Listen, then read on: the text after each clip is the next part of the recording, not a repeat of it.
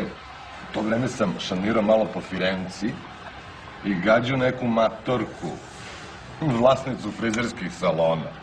Za kintu? Ne, maco, za klikere. Pa nema džabe ni za babe. Imao sam 100 mića lira po orgazmu. Siđem ja jedno jutro u frizere dole, listam gazete dela Sportivo, čujem vrata.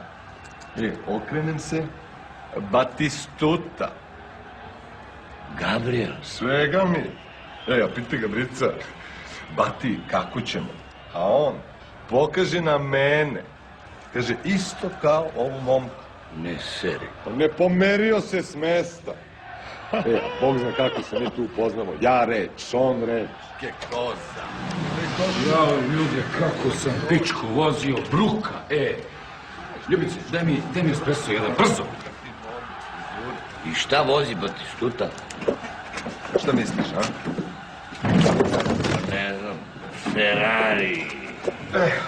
Jugo. Ne seri da vozi Jugo. Vidi čovek. Pa svega mi. Porodila mi se taj espresso. Ali 65A, crni kabrio, ja mu lično dovezu iz Kragujevca. Ne seri. Skroman dečko šalje sve pare Kevidi. Je li istina da si mu ulazio u verenicu? Cile. Jesi, švalerčino.